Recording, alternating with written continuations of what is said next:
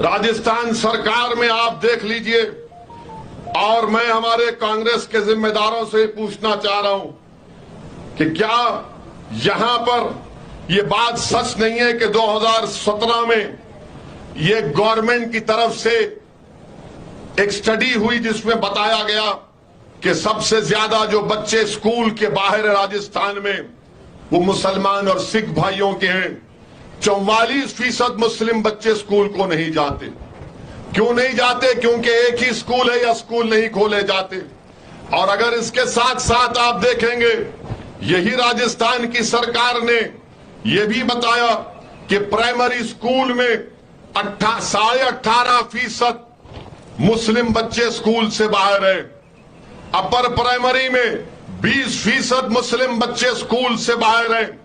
और राजस्थान में कितने बच्चे बाहर हैं? पूरे माने 36 समाज कहते हैं, उनमें से एक मुसलमान को निकाल लो आप, तो उसमें से सिर्फ 8% बच्चे प्राइमरी स्कूल के बाहर हैं और मुसलमानों के 18.5% बाहर हैं। दूसरे समाजों के अपर प्राइमरी में सिर्फ 6% बच्चे स्कूल से बाहर हैं और मुसलमानों के 20% बाहर हैं। बताइए आप, इसका जिम्मेदार कौन है? मेरे अजीज दोस्तों और बुजुर्गों, मैं आपको ये भी बताना चाह रहा हूं कि हायर एजुकेशन में भी मुसलमान सबसे कम है राजस्थान में, जो डिग्री करने जाते हैं। बताइए फिर कौन सा इंसाफ हमसे किया गया? और फिर सियासी ताकत आपको बता रहा हूं, राजस्थान में मुसलमानों के 9 विधायक हैं। 9 है ना? 9 विधायक हैं, 2 मंत्री हैं। दिल पे हाथ रखकर बोलो, जब तुम उनको देखते हो तो क्या तुम ये बोलोगे कि ये मेरा है या फिर ये गहलोत का है? उसको जब देखते तो क्या तुम्हारे दिल से आवाज आती कि नहीं नहीं ये मेरा भाई है? आपका दिल कहेगा कि हाँ, नाम तो मेरा है मगर इसका दिल और दिमाग तो गहलोत के पास गिरवी रखा हुआ है। और जब हमको देखते तो क्या बोलता है दिल आपका? ये दीवाना हमारा है, आप कहते हैं ना। ये मिजाज आपको पैदा करना पड़ेगा मेरे अजीज दोस्तों, मेरी इज्जतदार मां और बहनों। मैं आज के जनसभा से राजस्थान के हमारे जाट भाइयों को उनकी सियासी शऊर की मुबारकबाद देता हूं।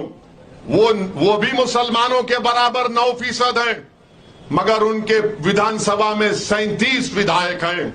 मैं हमारे राजपूत भाइयों को सलाम करता हूं। वो राजस्थान में आबादी में 6% हैं और उनके 17 विधायक जीत कर जाते हैं। आप मुसलमान 9% हैं और 9 हैं। अब बताइए, इसका जिम्मेदार आप नहीं है तो कौन है? कांग्रेस पर, भाजपा पर मत जाइए। अगर आप ये तय कर लेंगे कि नहीं, इसके बाद अब ये गलती नहीं होगी, अब हम इनकलाब पैदा करेंगे, तो जिस तरह जाट और राजपूतों ने अपनी सियासी ताकत को मनवा लिया, क्या राजस्थान के अल्पसंख्यक समाज, क्या राजस्थान का दलित अपनी सियासी ताकत नहीं बना सकता? मुझे यह बताया गया कि हमारी एक बच्ची बेटी जिसका नाम सकीना था, वो डिडवाना में एक कॉलेज के प्रेसिडेंट का इलेक्शन, अध्यक्ष का इलेक्शन लड़ रही थी। सबने मिलकर सकीना को हरा दिया। कितनी दुश्मनी, कितनी नफरत है। आपकी इस विधानसभा में 55,000 के करीब मुसलमान रहते हैं। क्या अगर आप एक हो जाएंगे तो क्या आप यहां से जीत नहीं सकते हमारे दलित भाइयों को और दूसरे समाज के भाइयों को लेकर, भाइयों बहनों को लेकर? और एक बात आपको समझाने के लिए कह रहा हूं, यहां पर जो अल्पसंख्यक समाज की मिनिस्ट्री है राजस्थान में, अशोक गहलोत की सरकार है। आप 9% हैं। आपको मालूम उसका सालाना बजट कितना है? 60 लाख की आबादी राजस्थान में और आपका बजट है सिर्फ 99 लाख। अल्पसंख्यक मंत्रालय का बजट है सिर्फ 99 लाख। और जिस प्रदेश से मैं आता हूं, तेलंगाना, वहां पर मुसलमान सिर्फ 44 लाख। कितने?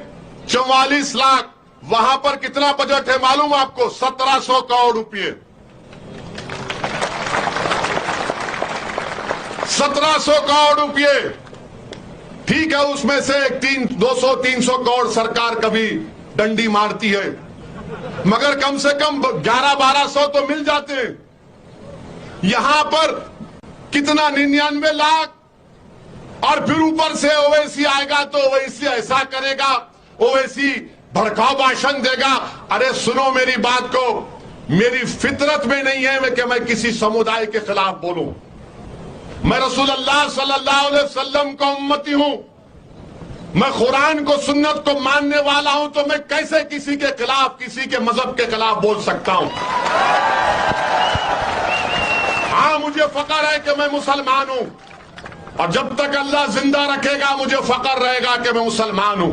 मगर क्या मैं किसी समुदाय का खिलाफ हूं? कभी नहीं ताना रहूंगा इंशाअल्लाह। मेरी लड़ाई इंसाफ की लड़ाई है। जब आपको चांद और सूरज मिल सकता है तो मुझे नहीं मिल सकता। जब दूसरों को सब सम्मान मिलता है तो मुझे सम्मान नहीं मिलेगा। जब दूसरों की जान की कीमत है तो मेरी जान की कीमत नहीं है। यही तो मेरी लड़ाई है कि बराबरी की लड़ाई है, हिस्सेदारी की लड़ाई है, सम्मान की लड़ाई है। और इसी पर हम पर उंगलियां उठाते हैं कि वो इसी भड़काऊ भाषण देता है।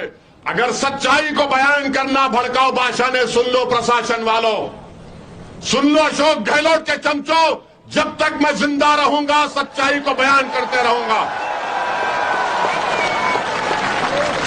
अगर आप ये समझ रहे हैं कि हमारी जनसभा में लोगों को रोक कर आप बड़ा तीर मार लिए, अरे जब चुनाव आएगा रोक कर बताओ देखूंगा मैं।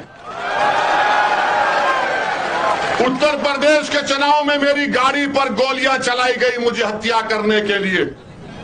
6 गोलियां चलाई, 6.5 फीट से गोलियां चलाई गई थी। अल्लाह ने यह हुक्म फरमा दिया था कि उस दिन ओवैसी नहीं मरेगा तो नहीं मरा।